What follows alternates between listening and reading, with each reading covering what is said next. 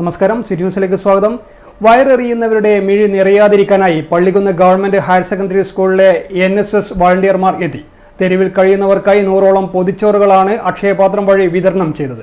ACP ഓഫീസിലെ police ഉദ്യോഗസ്ഥനും അക്ഷയപാത്രം കോർഡിനേറ്ററുമായ AV സതീഷ് ബ്ലാത്തൂർ പരിപാടി ഉദ്ഘാടനം ചെയ്തു. കനത്ത കാറ്റും മഴയുമായതിനാൽ സ്കൂളുകൾക്ക് ജില്ലാ കളക്ടർ അവധി പ്രഖ്യാപിച്ചിരുന്നുവെങ്കിലും തങ്ങളുടെ സേവന സന്നദ്ധതയ്ക്ക് അവധി കൊടുക്കാൻ വിദ്യാർത്ഥികൾ തയ്യാറായില്ല.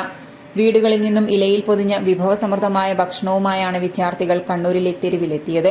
തെരുവിൽ കഴിയുന്ന വയറെരിയുന്നവരുടെ മിഴി നിറയാതിരിക്കാനാണ് അക്ഷയപാത്രത്തിലൂടെ ഭക്ഷണം നൽകുന്നത്. 100ഓളം പൊതിച്ചോറുകൾ അക്ഷയപാത്രത്തിലൂടെ വളണ്ടിയർമാർ വിതരണം ചെയ്തു. ACP ഓഫീസിലെ പോലീസ് ഉദ്യോഗസ്ഥനും അക്ഷയപാത്രം കോർഡിനേറ്ററുമായ AV സതീഷ് ബ്ലാത്തൂരാണ് പരിപാടി ഉദ്ഘാടനം ചെയ്തത്.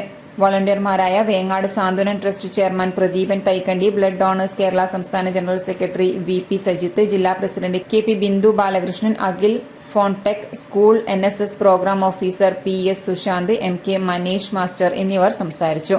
സ്കൂൾ അധ്യാപകരായ KP Shalini, IJ Sheeba, NSS volunteer leader Amand Elizabeth, PT Sayanth, Yadunand Ranjith, MK Adithyan തുടങ്ങിയവർ നേതൃത്വം നൽകി.